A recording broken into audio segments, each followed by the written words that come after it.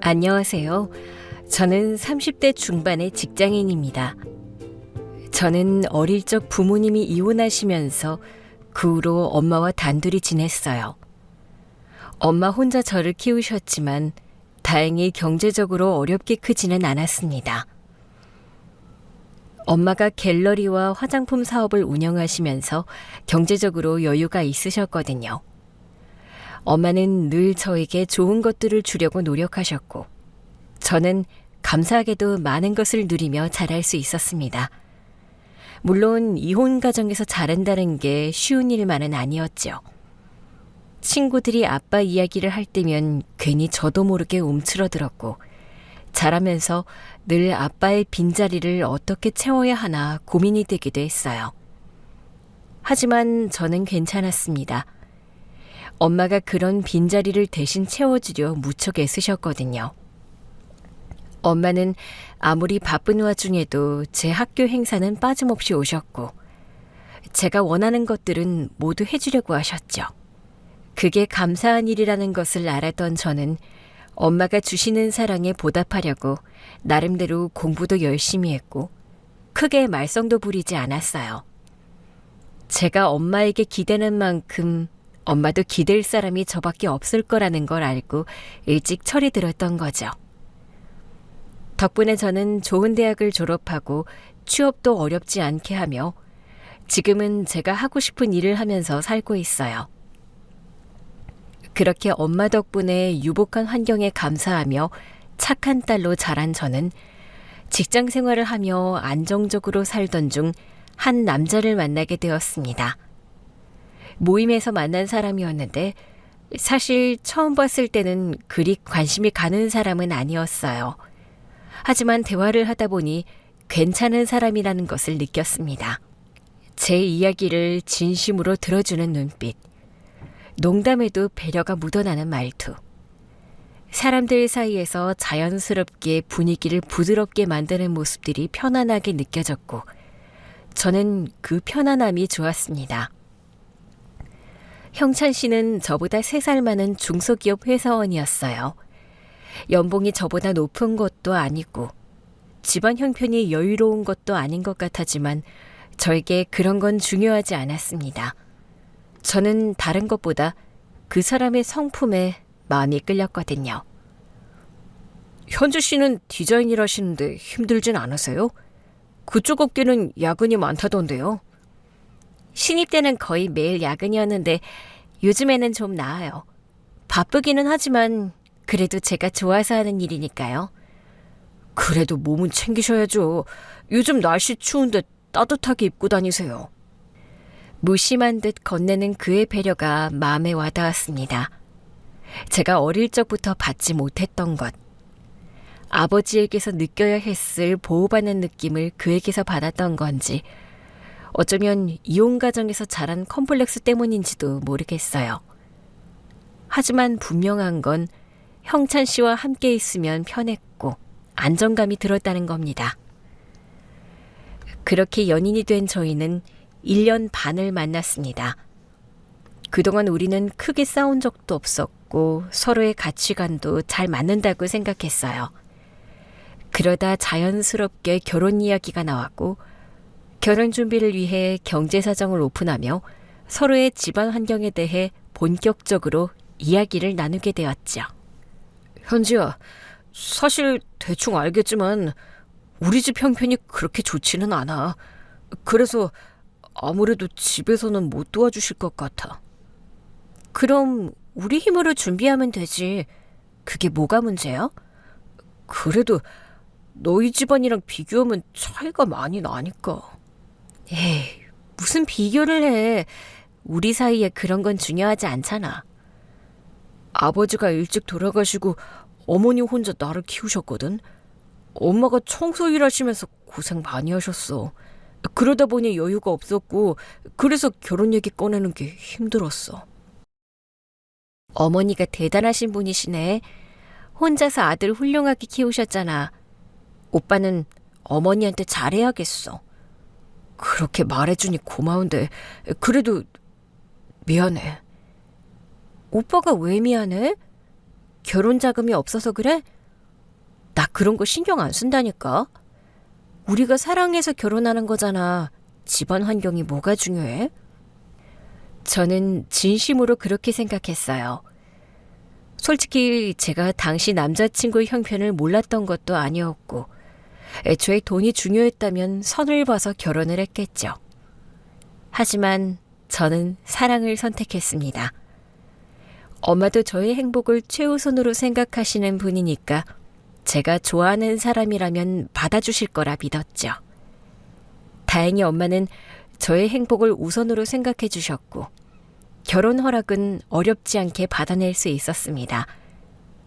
그렇게 저희는 결혼식을 올렸고 제 명의의 아파트에서 신혼을 시작하게 되었습니다. 오래전 엄마가 제 명의로 마련해 주셨던 아파트였는데 그동안은 세를 받다가 이번에 저희가 결혼하면서 이곳으로 들어오게 되었어요. 와, 집 좋다. 이게 현재 네 명의였다고? 예전에 엄마가 내 앞으로 해주셨던 거야. 내가 사회생활 하더라도 경제적으로 어려움은 없었으면 하셨나 봐. 너희 집이 여유가 있는 건 알았지만 장모님 정말 대단하시다. 아무튼 이제 우리 신혼집이니까 우리 예쁘게 살자. 오빠도 괜히 미안해하지 말고. 나는 오빠랑 행복하면 그만이니까. 그래, 나랑 결혼해줘서 고마워 현지야. 내가 앞으로 너한테 잘할게. 남편은 제게 고맙고 미안해했지만 저는 신경 쓰지 않았습니다. 그저 저희가 함께라면 저는 그걸로 충분했으니까요. 그렇게 저희는 행복하고 소소한 신혼생활을 즐겼습니다. 매일 아침 함께 일어나 출근 준비하고 저녁에 돌아와서 같이 저녁을 만들어 먹는 소소한 일상들을 누리며 처음 몇 달은 정말 달콤했어요. 이런 게 신혼의 행복이구나 싶었죠. 하지만 그런 단꿈은 얼마 지나지 않아 깨지기 시작했습니다. 결혼 생활이라는 게 저희 두 사람만의 일이 아니라는 걸 깨닫게 되었거든요. 저희가 결혼하고 첫 추석이 다가왔을 때였어요. 저는 회사 일이 바빠서 명절 전날까지 야근을 해야 했습니다. 제가 맡은 프로젝트 마감이 코앞이었거든요. 첫 명절이라 저도 며느리 노릇을 제대로 하고 싶었지만 시댁에 미리 가서 차례 준비를 돕는 게 현실적으로 불가능했죠. 그래도 저는 남편이 제 사정을 이해해 줄 거라 생각하고 양해를 구했어요. 남편도 회사원이니 당연히 이해해 줄 거라 생각했거든요. 오빠, 내가 명절 당일에는 가서 인사드릴게. 근데 전날에까지는 못할 것 같아.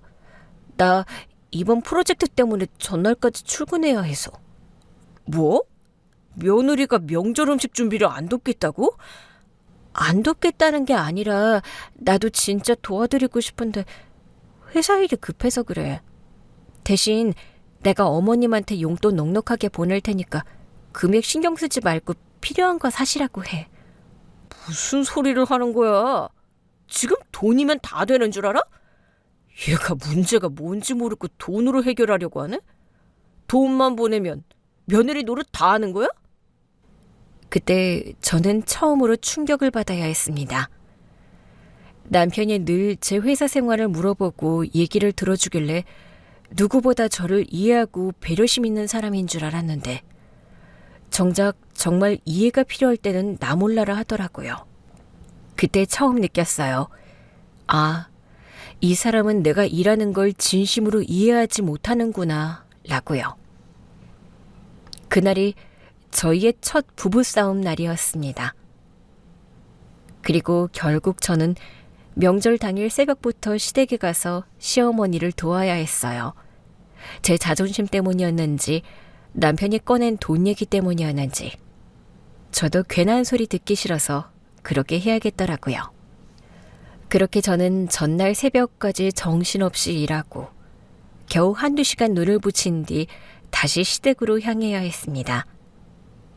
남편은 그런 저를 보고서도 미안해하거나 안쓰러워하지 않더라고요. 아마 제가 괜한 고집을 부린다 생각했겠죠.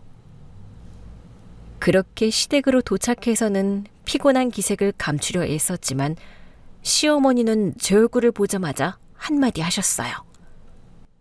너 얼굴이 왜 그러니? 왜 이렇게 피곤해 보여? 며느리가 명절에 그런 얼굴 하고 있으면 나한테 시위라도 하는 거니? 죄송해요, 어머니. 제가 어제 일이 좀 늦게 끝나서요. 그래서 지금 바쁜데 시댁 왔다고 티내는 거니? 아유, 너도 참 맨날 일 때문에 난리구나. 맞벌이 한다고 제대로 남편 챙기지도 못하면서. 그렇게 일만 하면 뭐하니? 결혼했으면 집안일도 신경 써야지. 예? 그러고 보면 너는 참 욕심도 많다. 결혼했으면 일 관두고 남편 내조해도 괜찮지 않니? 솔직히 너는 꼭 나가서 돈 벌어야 하는 것도 아니잖아. 우리 아들이 너보다 못하다고 일부러 그러는 거니? 그게 무슨 말씀이세요, 어머니? 제가 왜 오빠를 못하다 생각해요? 그런 거 아니에요, 어머니. 아닌데 왜 매번 그렇게 네 고집만 부리니? 일 때문에 명절도 나 몰라라 하고 앞으로도 이럴 거야? 내가 뭘 그렇게 잘못했는지 모르겠지만 시어머니가 제게 불만이 많으신 것 같더라고요. 저는 시어머니의 기분을 풀어드리려 애써 웃으며 묵묵히 일을 도왔습니다. 하지만 그러는 내내 마음 한구석이 답답했어요. 정작 그 집안 자손인 남편은 시어머니 성화에 아무것도 안 하고 누워서 쉬고 있는데 왜 나는 바쁜 일 제쳐두고 와서 일해도 이런 찬밥 신세인가 싶더라고요. 왜 다른 며느리들이 다들 명절을 싫어하나 알 것 같았습니다. 그렇게 악몽 같은 명절이 끝나고 그날 밤 저는 잠을 제대로 이루지 못했습니다. 내가 남편을 잘못 고른 건지 결혼에 대해서 잘못 생각했는지 고민이 많았거든요. 하지만 이미 결혼했고 남편을 사랑했기에 저는 제 스스로를 다독이는 수밖에 없었습니다. 그 후로도 저는 바쁜 와중에 시어머니께 잘하려 노력했습니다. 시간이 나면 시댁에 방문했고 바빠서 찾아뵙지 못할 때는 용돈을 챙겨드리고 선물을 보내드렸어요. 남편이 맨날 시어머니 고생하며 사셨다고 해서 좋은 게 보이면 시어머니에게 해드리고 싶더라고요. 그래서 명품 스카프며 고급 의류에 가방에 적지 않은 돈들을 시어머니에게 썼습니다. 물론 제가 열심히 일해서 번 제 월급으로 말이에요. 보통 신혼부부들처럼 빚을 안고 시작하지 않았기 때문에 그 정도 여유를 누릴 수 있었던 거지만 정작 시댁을 챙기면서 저희 엄마를 챙기지는 못했어요. 제가 뭘 해드리고 싶어도 엄마는 늘 받으신 것 몇 배로 다시 저희에게 돌려주셨으니까요. 그래도 그렇게 시어머니를 챙기면 어머니가 좋아하실 줄 알았는데 시어머니의 반응은 늘 비슷했어요. 돈 아깝다느니 사치라느니 선물을 고맙다고 그냥 받으시는 법이 없더라고요. 물론 말은 그렇게 하시면서도 반품하려고 하면 받겠다고 하기는 하셨죠. 그래서 저는 어머니가 그런 것들에 익숙하지 않으셔서 괜히 그러신다고 생각했어요. 어머니도 누리고 즐기시다 보면 좋아지실 거라고 말했죠. 그런데 어머니가 그런 저를 두고 남편에게 딴소리를 하셨더라고요. 엄마가 현지 너한테 서운하신가 봐. 뭐?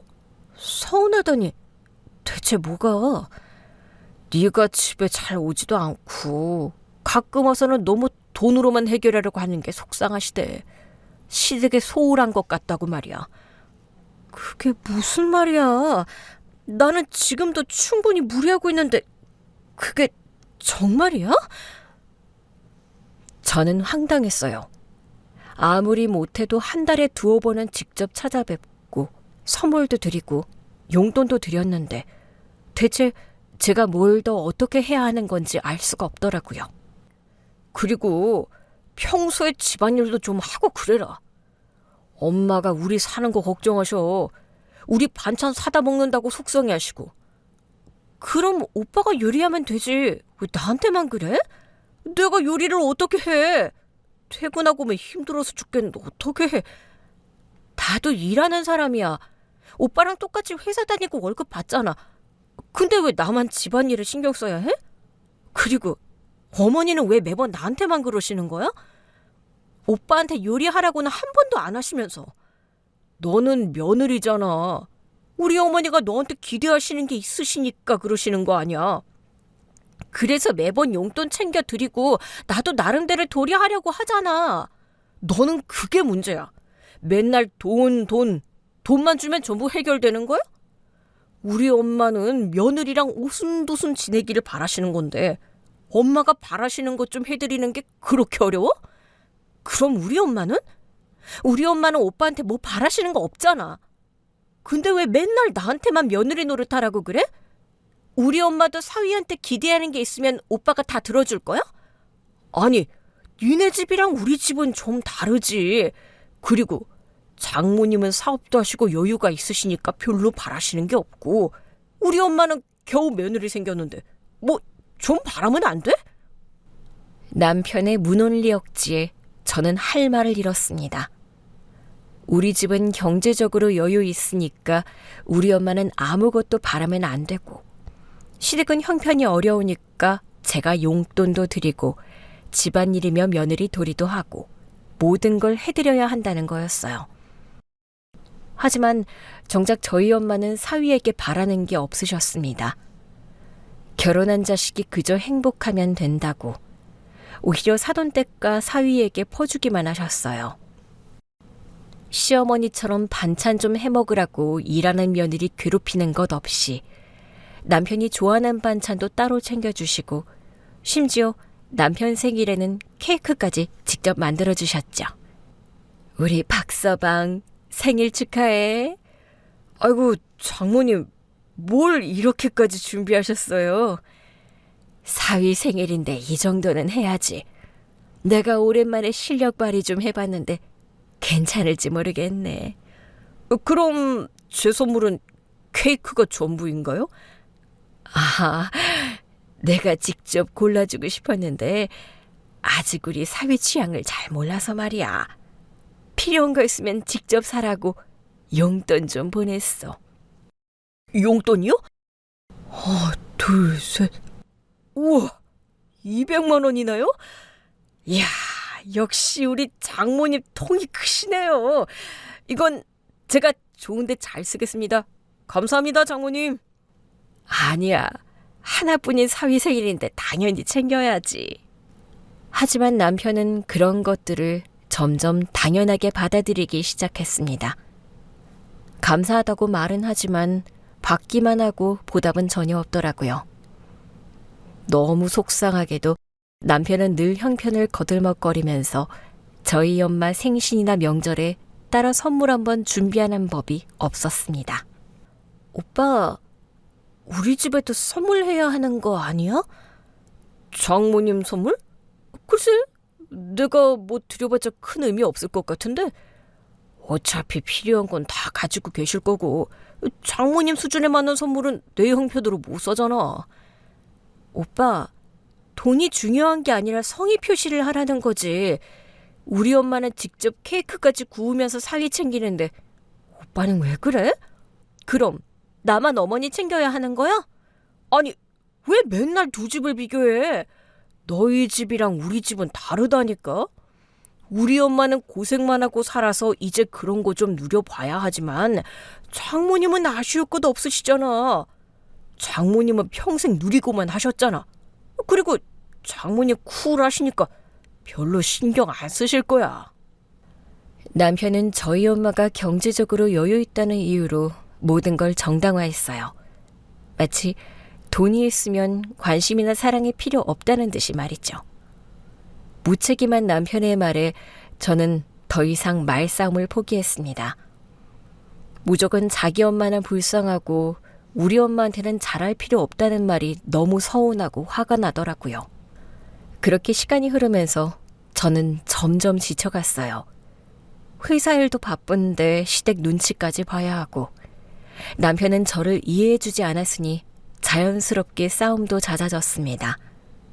그러던 중 엄마가 제게 전화를 하셨어요. 현지야, 엄마 다음 달에 환갑이잖아. 그때 맞춰서 우리 셋이 함께 여행 갈까? 전에 박서방이 같이 여행 간다고 했었잖니. 여행? 아, 맞다. 엄마 곧 환갑이지. 그래, 엄마. 오빠한테 말해볼게. 저는 남편의 약속이 떠올랐습니다. 매번 받기만 하던 남편이 어느 날 저희 엄마를 두고 선물을 하겠다고 했었거든요. 엄마의 환갑 생신이 찾아오면 직접 모시고 여행을 가겠다고 말이죠. 그때는 남편의 그 말이 진심인 줄 알았지만 이제는 잘 모르겠더라고요. 그리고 역시나 제가 그 얘기를 꺼내자 돌아오는 남편의 반응이 싸늘했습니다. 오빠가 엄마한테 환갑 여행 같이 가자 그랬었잖아. 엄마가 어쩔 거냐고 물으시네. 여행? 내가 그랬었나? 오빠가 먼저 꺼낸 얘기였어. 엄마는 기대하고 계신 모양인데 기억 안 난다고 할 거야? 아니, 내가 언제 기억 안 난대?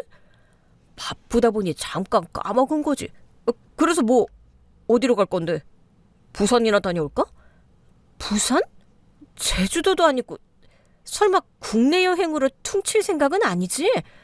그럼 뭐 해외로 가자고? 비용이 얼마나 드는데? 아, 근데 내가 그때 회사에서 휴가 받을 수 있을지도 모르겠는데. 이제 와서 그런 무책임한 말이 어디 있어? 오빠가 먼저 약속했잖아. 우리 엄마 환갑이야.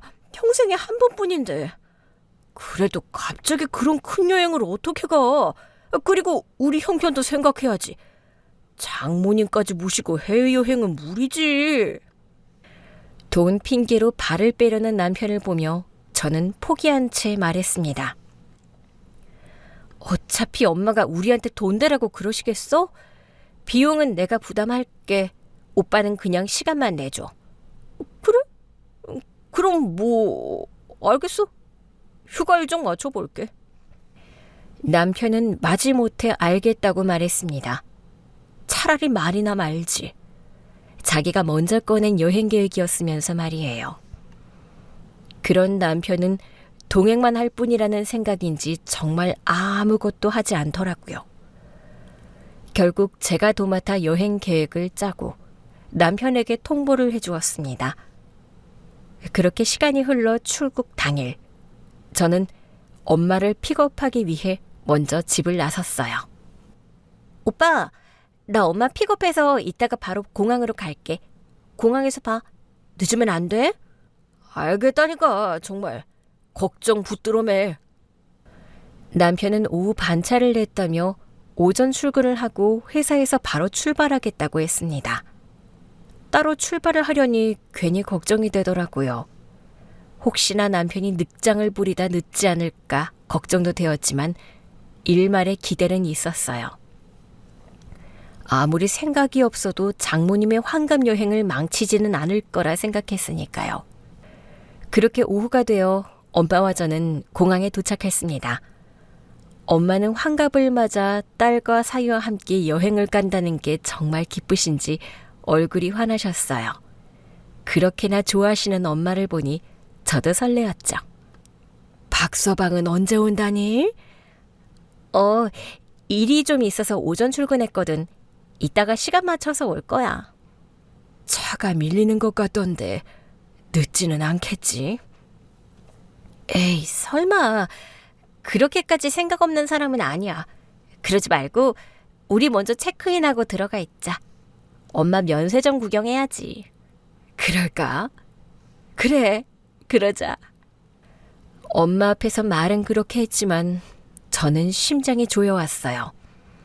사실 아까부터 남편이 제 연락을 받지 않고 있었거든요.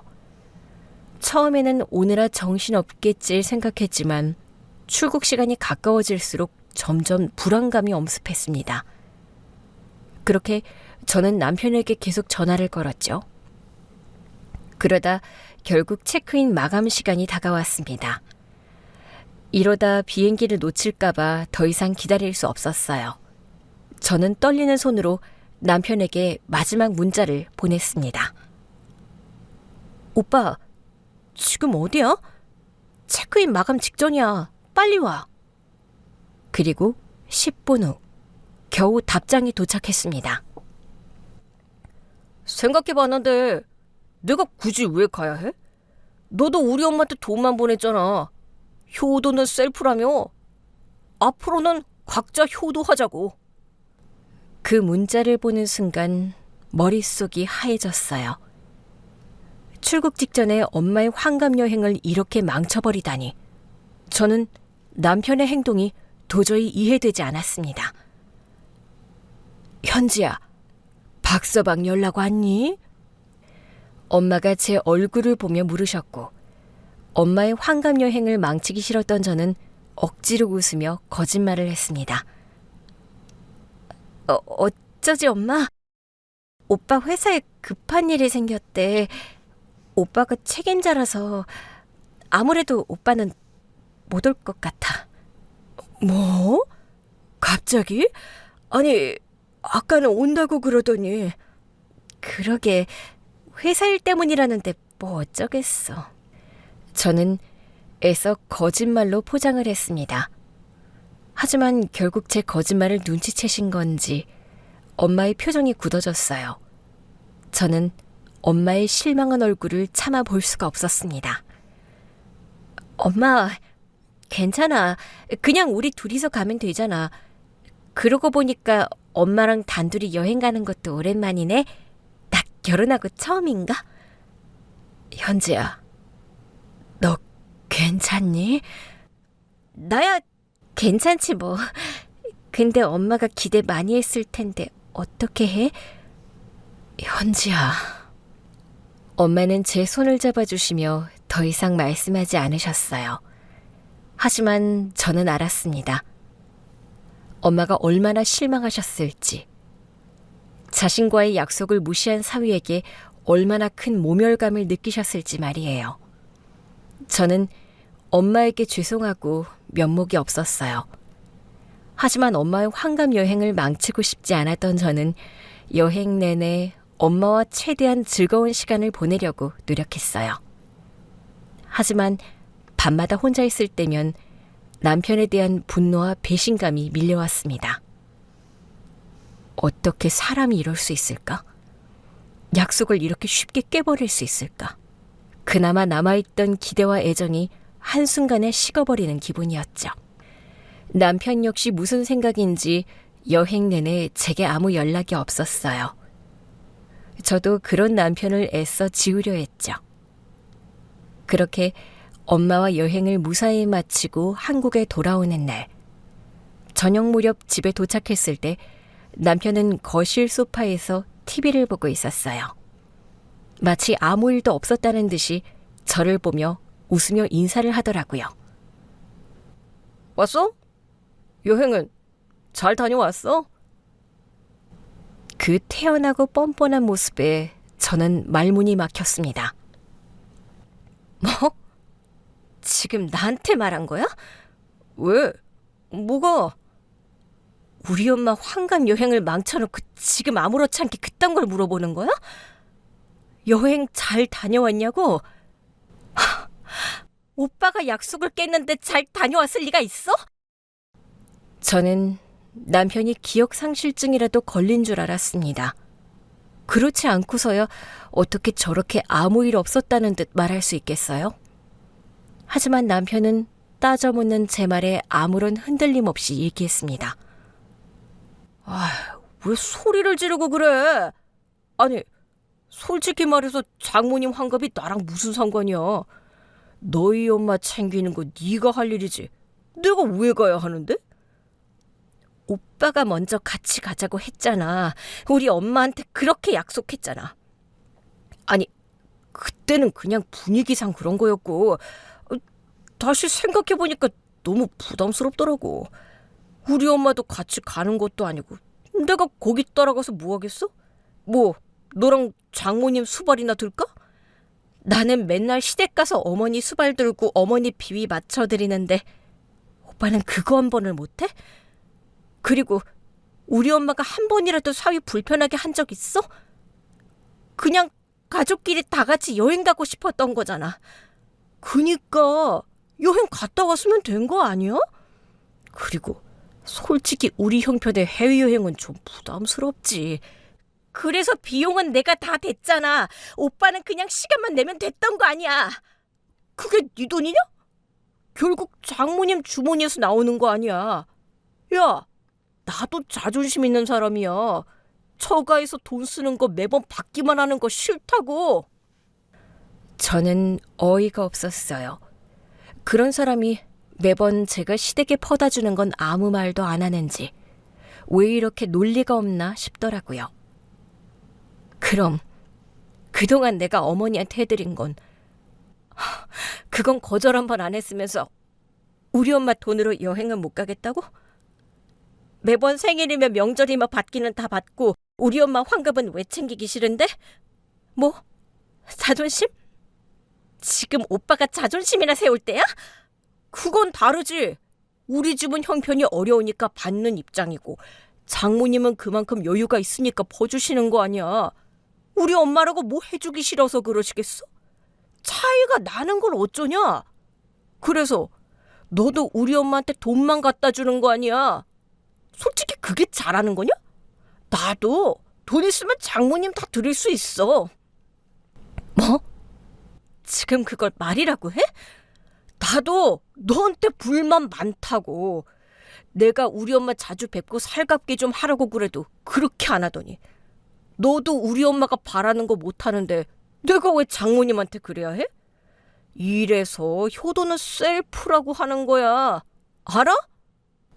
저는 그 순간 깨달았어요. 이 사람은 절대 변하지 않을 거라는 걸 말이죠. 오빠가 이런 사람인 줄 정말 몰랐네. 가진 게 없어도 마음은 넉넉한 사람인 줄 알았는데 그냥 돈에 자격지심만 많은 인간이었어. 이런 사람을 그동안 남편이라고 믿고 있었다니. 뭐? 자격지심? 너 지금 선 넘는다? 먼저 선 넘은 건 오빠야. 그리고 오빠는 약속을 어긴 것도 모자라서 사과도 안 하잖아. 알았어. 내가 잘못했어. 그거 가지고 뭘 그렇게 따지냐? 어쨌든 장모님 모시고 여행 다녀왔으니 된 거 아니야? 이제 제발 그만하자. 나 피곤하다. 남편은 한숨을 쉬며 자리에서 일어났어요. 그리고 진심 없는 사과를 던지며 상황을 회피하려 했습니다. 저와 대화하는 게 귀찮으니까 대충 넘어가려는 태도로 말이에요. 그런 남편에게 크게 실망한 저는 그날 이후로 남편과 말을 섞지 않았어요. 같은 집에 살면서도 저희는 각자의 방에서 지냈습니다. 출근할 때도 퇴근할 때도 인사조차 하지 않았죠. 그러자 시간이 지나면서 남편이 점점 더 뻔뻔해지더라고요. 남편은 자기 잘못을 인정하지 않았어요. 오히려 저를 이상한 사람 취급했죠. 그러던 어느 날 남편이 친구들과 술자리를 가지고 늦은 밤 취해서 들어오더니 거실에서 큰 소리로 통화를 하는 겁니다. 우리 장모님. 그냥 돈 많은 사모님이지 뭐. 솔직히 처가에서 돈 많으니까 좋긴 한데 티를 너무 내서 부담스러워. 맨날 비싼 거 사주고 비싼 데만 가자고 하고 우리 같은 사람들은 따라가기 힘들다니까 뭐 돈지랄 같은 거지. 그 얘기를 들은 저는 믿을 수 없었습니다. 우리 엄마를 무시하는 걸로 모자라서 모욕까지 하다니. 저는 방문을 박차고 나갔어요. 오빠, 지금 뭐라고 한 거야? 너 자고 있던 거 아니었어? 우리 엄마가 뭐? 돈 많은 티를 낸다고? 돈 많은 사모님이라고? 사실은 사실이잖아. 장모님 돈 많으니까 맨날 그렇게 과시하시는 거지 뭐. 그게 나쁘다고 말하는 건 아니고. 과시? 우리 엄마가 언제 과시했어? 오빠한테 잘해주시는 게 과시야? 그럼 여태까지 받을 거 다 받으면서 속으로 그렇게 생각한 거야? 아니, 장모님이 잘해주시는 건 맞는데 그게 다 결국 돈으로 하시는 거잖아. 비싼 선물 사주시고 비싼 음식 사주시고 그게 다 과시 아니야? 남편의 말에 저는 더 이상 참을 수 없었어요. 그래? 그렇게 생각했었구나. 나는 그것도 모르고 당신이랑 어머니한테 해드리려고만 했네? 그래. 오빠 생각 알겠으니까 나가. 당장 나가. 뭐? 나가라니. 갑자기 왜 그래? 나는 이제 오빠 같은 사람이랑 한 집에서 못 살겠어. 그러니까 나가. 내가 나가긴 어딜 나가? 내 집 놔두고 내가 어딜 가? 오빠 집이 어디 있어? 이 집 4명이잖아. 그러니까 내 집에서 나가라고. 그제야 남편의 표정이 굳어졌습니다. 술이 확 깨는지 정신을 차리고 말하더라고요. 현지야, 농담이지? 내가 어딜 나가? 아니, 진담이니까 당장 나가. 그날 밤 남편은 결국 집을 나가야 했습니다. 그때까지만 해도 남편은 술에서 깨고 나서 사과하면 될 거라 생각했을 거예요. 매번 그런 식으로 무책임하게 문제를 회피해 왔으니까요. 하지만 저는 이미 마음의 문을 닫은 상태였습니다. 그렇게 남편이 집을 나간 후 집은 고요해졌어요. 너무하리만큼 고요한 그 속에서 저는 오랜만에 평안을 느낄 수 있었습니다. 그제서야 제가 그동안 얼마나 눈치를 보며 살았는지 깨달았죠. 시댁 눈치, 남편 눈치. 저는 그동안 제 집에서도 불편하게 지냈던 거예요. 그 후로 며칠 동안 남편에게서 연락이 없었습니다. 아마 제가 먼저 연락하기를 기다렸겠죠. 여전히 자신은 잘못이 없다고 생각하면서 제가 집 가지고 유세를 부린다며 어련히 제가 먼저 돌아오라 말해줄 거라 기다리고 있었겠죠. 하지만 이번엔 달랐습니다. 저는 아무것도 잘못한 게 없었으니까요. 그렇게 남편이 집을 나간 지 일주일쯤 지난 어느 날 엄마에게서 전화가 왔습니다. 현지야, 이번에 승진한 거 정말 축하해. 그래서 엄마가 네 승진 선물 하나 준비했는데 내일 시간 있니? 승진 선물? 선물은 무슨, 그냥 축하해준 것만으로도 충분한데? 아니야. 우리 딸이 고생 끝에 팀장 됐는데 엄마가 뭐라도 해줘야지. 바빠도 내일 시간 내봐. 다음날 엄마가 저를 부르신 곳은 외제차 쇼룸이었어요. 안에는 고급스럽게 반짝이는 차들이 전시되어 있었죠. 엄마, 왜 여기서 보자고 그랬어? 엄마 새 차 사려고? 아니, 엄마 차 말고 네 차. 이제 팀장이면 그에 걸맞는 차를 타야지. 엄마가 너한테 선물할게. 뭐? 아니, 엄마, 이건 너무 큰 선물이야. 이런 건 못 받아. 못 받는 게 어디 있어? 딸이 엄마가 주는 선물을 거절할 거야? 하지만 네가 얼마나 고생해서 그 자리까지 갔는지 엄마가 아는데 이 정도 보상은 받아야지. 그래도 우리 형편의 외제차를 어떻게... 보험료나 유지비도 엄마가 다 내줄 테니까 걱정하지 말고 몰고 다녀. 팀장이면 할 일도 많을 텐데 언제까지 차도 없이 고생하려고 그래? 엄마의 말씀에 저는 눈시울이 뜨거워졌습니다. 사실 결혼 전에는 저도 차가 있었어요. 그렇게 비싸지 않은 외제차였죠. 저는 결혼을 하고서도 차를 계속 끌고 싶었지만 남편이 그걸 싫어하더라고요. 외제차는 유지비만 많이 들고 우리 형편의 부담이라면서 대중교통을 이용하기를 바랐습니다. 저는 남편도 차가 없어서 한 대쯤 있었으면 했지만 남편이 부담이라고 하니 어쩔 수 없었죠. 결국 저는 제 차를 팔았어요.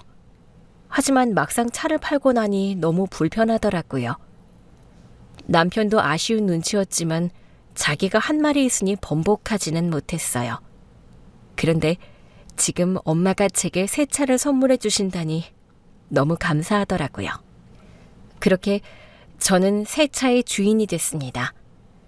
제 명의로 된 그 차를 운전하며 오랜만에 자유를 느꼈죠. 그러고 보니 결혼을 하고 제가 포기한 것들이 참 많더라고요. 비단 차뿐만이 아니었어요. 휴일에 늘어지는 낮잠이며 연휴에 누리는 여행과 개인 시간. 결혼을 한 뒤로 저는 개인 시간 한번 편히 누리지 못하고 매번 시댁을 방문해야 했으니까요.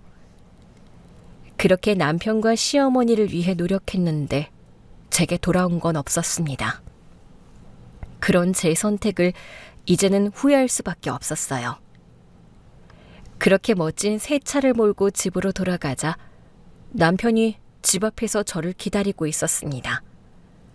일주일 동안 제 연락을 기다리다가 참다 못해 저를 찾아왔던 거죠. 그런 남편은 제 새 차를 보더니 눈이 휘둥그레졌습니다. 이게 뭐야? 네가 왜 거기서 나려? 왜긴 왜야? 내 차니까. 이게 현지 네 차라고? 이거 얼마짜리야? 돈 걱정할 필요 없어. 엄마가 유지비까지 내주시기로 한 엄마 선물이니까. 혹시나 제가 홧김에 비싼 차를 산 줄 아는 건지 불안에 떨던 남편이 그 얘기를 듣고 금세 표정이 풀어졌습니다. 그리고는 갑자기 신이 나서 떠들기 시작했어요. 그래? 역시 장모님 통이 크시네. 와, 차 진짜 좋다. 현지야, 주말에 우리 이거 타고 드라이브 갈까? 아직도 상황 파악을 하지 못한 남편은 저와 주말 드라이브를 떠날 생각이었나 봅니다. 저는 그런 남편에게 차갑게 말했어요. 이 차가 왜 우리 차야? 내 차지. 아이, 왜 그래? 네 차면 우리 부부 차지. 아직도 나한테 화 안 풀렸어? 아니, 이건 그냥 내 차야. 우리 엄마가 내 승진 선물로 사주신 내 차. 뭐? 그래도 부부 공동재산 아니야? 아파트야 결혼 전부터 네 거지만 이건 결혼 후 생긴 거잖아. 어디서 뭘 주워듣고 말하는지 모르겠는데 결혼 후에 생긴 거라도 부모로부터 받은 증여나 선물은 개인 재산이야. 그리고 설령 그게 아니더라도 오빠는 이 차 탈 자격 없어. 아이, 현지야, 갑자기 차갑게 왜 이래? 우리 부부잖아. 효도는 셀프라며 각자 알아서 하자고 한 거 아닌가? 그럼 주고받는 것도 각자 알아서 해야지. 이건 우리 엄마가 나한테 준 선물이니까 내 거야. 남편은 할 말을 잃은 듯 했어요. 자기가 했던 말이 그대로 돌아온 셈이었죠. 아니, 그건 내 말은 그런 뜻이 아니었는데. 그럼 무슨 뜻이었는데? 우리 엄마 환갑여행 때는 셀프 효도하라며 무시했으면서 우리 엄마가 준 차는 같이 타고 싶니? 현지야, 내가 잘못했어. 내가 농담으로 한 말에 네가 상처를 받았나 봐. 진심으로 사과할게. 내가 너무 철없이 굴었던 것 같아. 차를 보고 나서야 현실 파악을 한 건지 남편의 태도가 갑자기 180도 바뀌었습니다. 됐어. 이제 와서 그런 사과 받을 생각 없어. 이미 너무 늦었어. 현지야, 제발 내가 앞으로 잘할게. 한 번만 용서해줘. 장모님께도 제대로 사과드릴게. 이제 와서? 나는 그동안 이미 충분한 기회를 줬어. 그걸 다 날린 건 너야. 앞으로는 내 집도 내 차도 공유할 생각 없으니까 그런 줄 알아. 저는 남편의 사과를 받지 않고 남편을 그대로 돌려보냈습니다. 그러자 이 인간이 저희 엄마를 찾아갔더라고요. 제가 설득이 안 되니 저희 엄마를 공략하려 한 겁니다. 엄마의 연락을 받고 갔더니 남편이 친정집 거실에서 저희 엄마 앞에 무릎을 꿇고 빌고 있더라고요. 장모님, 제가 정말 잘못했습니다. 제가 철이 없었어요. 앞으로는 바뀌겠습니다. 이제 정말 사위 노릇 제대로 하겠습니다. 남편은 눈물까지 글썽이며 사과하고 있었어요. 하지만 저는 그게 악어의 눈물이라는 것을 알았습니다. 뒤에서는 우리 엄마가 돈만 많은 사모님이라며 비웃어놓고 이제 와서 그런 말이 먹힐 줄 아는 걸까요? 지금 뭐 하는 짓이야? 당장 안 일어나? 현재야, 내가 정말 잘못했어. 장모님 환갑 여행 때도 그리고 그 후에도 내가 너무 못되게 굴었어. 아무래도 내가 자격지심이 있었나 봐. 내가 없이 살다 보니 속이 좁았어. 그래서 괜히 못나게 굴고 정말 미안해. 못나게 군 걸 알기는 아는 모양이지? 나 앞으로 진짜 달라질게. 장모님께도 잘할게. 그러니까 나한테 제발 한 번만 더 기회를 줘. 그렇게 잘못한 걸 알았으면 왜 여태 가만히 있었어? 사과할 기회는 몇 번이고 있었잖아. 그건 내가 내 집도 내 차도 나누지 않겠다고 하니까 뒤늦게 현실 파악하고 이러는 거 아니야? 우리 관계가 틀어지면 누구한테 더 손해인지 계산된 거잖아. 내가 엄마한테 차를 받지 않았으면 네가 이렇게까지 빌었을까? 현지야, 그게 무슨 말이야? 아니야, 나는 정말 뉘우치고 있어. 그래? 그럼 앞으로도 내 거, 네 거 다 따로 나눈다고 그래도 괜찮겠어? 효도도 각자 셀프로 하고 재산도 개인 재산 다 나눠야지. 그러면 그동안 내 월급에서 당신 어머니 용돈 드리던 거, 선물했던 거 일절 없을 거야. 그래도 괜찮아? 제 물음에 남편은 끝내 대답하지 못했습니다. 저는 남편의 침묵이 대답이라 생각했습니다. 이거 봐. 이게 진심이지. 네가 지금 사과하는 건 진심이 아니라 그냥 손해보기 싫어서 이러는 거야. 지금 잠깐 엄마랑 내 비위 맞추고 다시 옛날처럼 받을 것만 받고 싶은 거겠지. 안 그래? 아니야, 현지야. 나는 진심으로 사과하는 거야. 진심? 애초에 우리 결혼 생활이 진심이었던 적이 있긴 했어? 엄마 환갑여행 약속할 때도 진심 아니었고 나랑 약속했던 것도 다 어겼잖아. 네가 나를 속인 거야. 처음부터 내가 너한테 속은 거라고. 남편의 얼굴이 창백해질수록 엄마의 얼굴은 점점 더 굳어갔습니다. 행복하게 잘 살기를 바라던 딸이 이런 결혼 생활을 했다는 게 속상하셨겠죠. 저도 엄마에게 그런 모습을 보이고 싶지 않았지만 이제 더 이상은 참을 수가 없었습니다. 이혼하자. 나 더는 너 같은 남자랑 못 살겠어. 뭐? 현지야, 왜 그래? 이건 너답지 않아. 아니, 이게 제일 나다운 거야. 그동안 사랑에 매여서 나를 너무 잃었던 것 같아. 사랑해서 너나 너희 엄마한테 그렇게 잘했는데 돌아온 게 겨우 이딴 무시니? 그동안 내가 바보라서 참아줬다고 생각하면 오산이야. 나는 언제든 너한테서 미련 없이 떠날 수 있었거든? 그리고 지금이 바로 그때라고 생각해. 단호한 저의 태도에 당황한 남편은 제 바지가랑이를 붙잡고 늘어졌습니다. 여보, 현지야, 제발. 나 아직 너 사랑해. 내가 달라질게. 내가 다시는 그러지 않을게. 이미 한참 늦었어. 그런 얘기는 처음부터 했어야지. 너는 달라질 생각도 없었고 나한테 바라기만 했어. 내가 사랑에 미쳐서 우리 엄마까지 무시당하게 둘 줄 알았어? 착각하지 마. 남편이랑은 이혼하면 그만이거든? 이혼 서류는 변호사 통해서 곧 보낼 테니까 이제 우리 엄마 집에서 나가줘. 현지야, 현지야, 제발. 내가 다 잘못했어. 다 내 탓이야. 내가 너를 이렇게 만든 거야. 남편은 끝까지 저를 붙잡으려고 했어요. 하지만 저는 더 이상 끌려다닐 생각이 없었죠. 그만하게. 우리 딸 더 이상 괴롭히지 말고. 장모님, 제발요. 제발 현지 좀 설득해 주세요. 제가 이제 잘하겠습니다. 정말로 이렇게 딸 이혼시킬 생각이세요?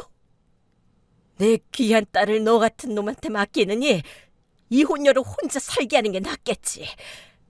나도 자네 같은 사위 더는 필요 없으니 내 집에서 나가게. 엄마의 말씀에 남편은 결국 일어섰어요. 하지만 쫓겨나면서도 계속 뒤돌아보며 말했죠. 현지야, 너 진짜 반성하고 있어. 시간 좀 줘. 내가 변한 모습 보여줄게. 나 한 번만 믿어줘. 저는 그런 남편의 말에도 아무런 감흥이 없었습니다. 이미 너무 많은 실망을 겪은 탓에 더 이상 남편에게 베풀 아량이 없었거든요. 그렇게 다음 날, 저는 곧바로 이혼 전문 변호사를 만나게 되었어요. 변호사 상담을 받은 후 저는 더욱 확신했습니다. 그동안 제가 너무 큰 희생을 치르고 있었다는 걸 말이죠.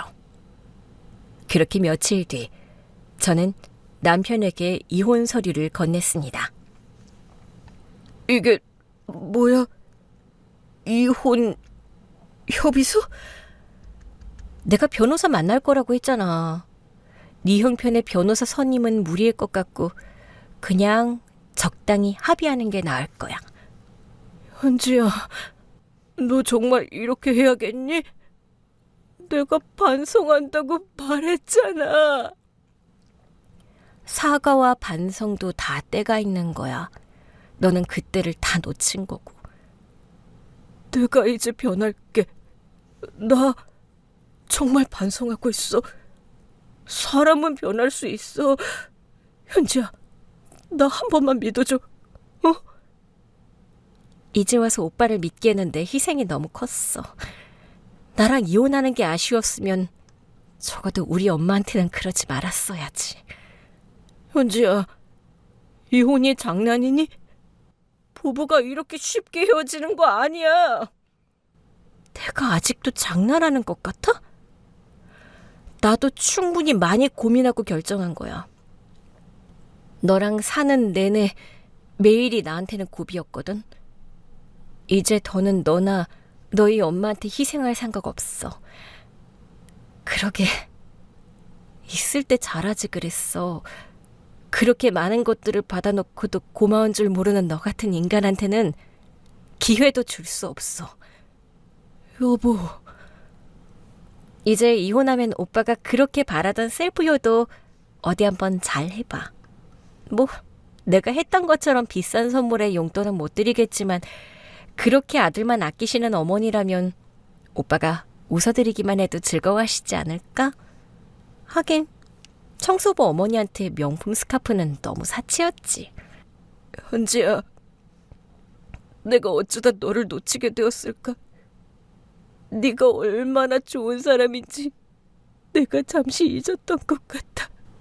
이제라도 다시 깨달아서 정말 다행이네. 그럼 이제 내가 뭘 다시 가져갈지 잘 지켜봐. 네가 누리던 것들이 결코 네 덕분이 아니었다는 걸 이제라도 깨달으라고. 남편은 억장이 무너지는 표정으로 저를 바라보고 있었습니다. 남편은 끝까지 이혼은 못하겠다며 버텼습니다. 협의 이혼서에 서명도 하지 않고 제 연락도 피했죠. 하지만 저는 상관없었어요. 변호사도 선임한 마당에 재판이 무서울 것도 없었으니까요. 그렇게 되면 남편 사정만 더 어려워질 테죠. 그러자 그제서야 남편이 제게 먼저 연락을 해왔습니다. 현지야, 그래, 네 말대로 할게. 이혼 서류에 사인할게. 대신 부탁이 있어. 무슨 부탁? 재산 분할 아주 못해주니? 집도 차도 네가 가져가면 나는 아무것도 없잖아. 그걸 왜 나한테 부탁해? 내가 오빠한테 재산 분할 해줘야 할 의무 아무것도 없어. 의무는 없지만 도의적으로 도와줄 수 있잖아. 나 너랑 결혼 생활하면서 돈 한 푼 못 모았단 말이야. 너 씀씀이 따라가려니 내가 어쩔 수 있어? 그러게, 진작 이혼당할 거 생각해서 돈 좀 모아두지 그랬어. 아니면 이혼 안 당하게 잘했어야지. 이제 와서 그런 것까지 내 탓을 하는 거야? 끝까지 남 탓만 하는 거 보니 참 철이 없다. 애초에 이런 남자인 줄 알았으면 절대 결혼 안 했을 텐데. 너는 가진 것도 많잖아. 근데 꼭 이렇게 해야겠어? 지금 네가 나한테 그런 말할 자격이 된다고 생각해? 변호사 말로는 시집살이 시킨 시어머니한테까지 위자료 받아낼 수 있다던데 어떻게 그렇게 해볼까? 아니, 그렇게까지는 좀... 내가 아주 많이 참고 봐주고 있다는 걸 좀 알아야 할 것 같은데? 사정 헤아려서 위자료 청구 안 할 테니까 그걸로 만족해. 그리고 빨리 서명해. 안 그러면 바로 재판 들어갈 거니까. 결국 남편은 마지못해 이혼 서류에 서명을 해야 했습니다. 제서 아무것도 가져가지 못한 채로 말이죠. 이혼이 끝난 뒤 남편과 시모는 땅을 치고 후회했고 저는 그 모습을 통쾌하게 바라보았습니다. 고마운 줄 모르고 당연하게 받기만 하던 그들이 오래오래 후회하기를 바랐죠. 그렇게 협의 이혼이 성립되었고 저는 드디어 자유로워질 수 있었어요. 더는 눈치 볼 일도 눈치 볼 사람도 없었고 제가 가진 것들을 마음껏 누리며 살 수 있었어요. 현지야, 후회 안 하니? 전혀? 오히려 속 시원해. 이렇게 쉬운 걸 그동안 왜 그렇게 질질 끌었나 몰라. 그래, 우리 딸이 좋다면 엄마도 좋다. 잘했어, 우리 딸. 나 이제 누구 눈치도 보지 않을 거야. 그리고 아무한테나 퍼주지 않고 같이 있는 내 사람들한테 신경 쓸 거야. 엄마처럼. 그래, 희생이 일방적이어서는 안 되는 거야. 나누는 것도 고마워할 줄 아는 사람들한테나 하는 거지. 어쩌면 이번 일로 우리 딸이 그걸 배우게 되었네. 이혼의 아픔이 아주 없다고 하면 거짓이겠지만 그래도 저는 괜찮습니다. 이게 끝이 아닌 새로운 시작이라는 것을 알고 있으니까요. 저희 엄마도 이혼을 하셨지만 지금 혼자서도 멋지게 살고 계시잖아요. 저는 그런 엄마를 본받으며 앞으로도 저의 인생을 주체적으로 열심히 살아갈 겁니다. 감사합니다.